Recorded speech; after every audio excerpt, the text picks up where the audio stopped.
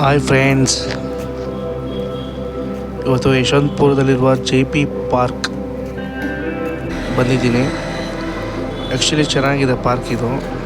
ನೋಡಿ ಎಂಟ್ರೆನ್ಸಲ್ಲಿ ಎಷ್ಟು ಕ್ಯೂಟಾಗಿ pink colour ಗಿಡಗಳಿದೆ, ಸೂಪರಾಗಿದೆ. ಹಂಗೆ ನಮ್ಮ ಅಪ್ಪು ಬಾಸ್ ಫೋಟೋ ನೋಡಿ ತುಂಬ ಖುಷಿಯಾಯಿತು.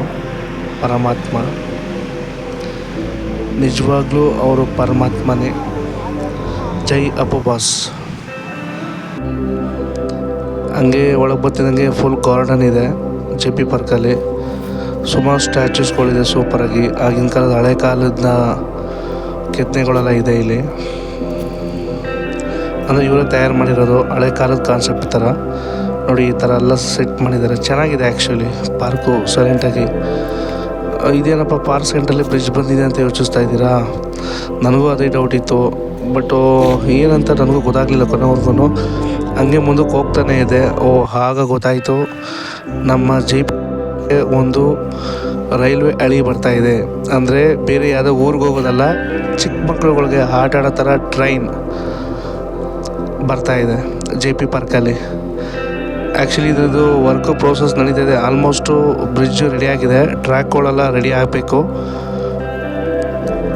ಚೆನ್ನಾಗಿದೆ ಆ್ಯಕ್ಚುಲಿ, ಬ್ರಿಡ್ಜ್ಗಳು ರೆಡಿ ಆಗಿದೆ, ಟ್ರ್ಯಾಕ್ಗಳು ಆಲ್ರೆಡಿ ಎಲ್ಲ ಬಂದು ನಿಂತಿದೆ. ಬಟ್ ಇನ್ನೂ ಸ್ವಲ್ಪ ಕೆಲಸ ಮಾಡಿಲ್ಲ. ನೋಡಿ ಇದೆ ಹಳಿಗಳು, ಇದೆಲ್ಲ ಈ ಥರ ಕೂತ್ಕೊಂಡು ಪಾರ್ಕ್ನ ವ್ಯೂ ಮಾಡ್ಬೋದು.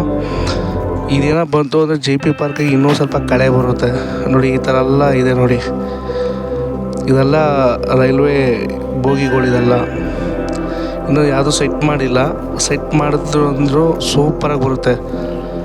ನೋಡಿ ಇದೆಲ್ಲ ಬೋಗಿಗಳು. ಇಂಜಿನ್ ನೋಡಿ ಹೆಂಗಿದೆ ರೈಲ್ವೆದು, ಎಲ್ಲ ಬಂದಿದೆ. ಆಲ್ಮೋಸ್ಟು ಇನ್ನೊಂದು 2-3 ಮಂತ್ಸಲ್ಲಿ ರೆಡಿ ಆಗುತ್ತೆ.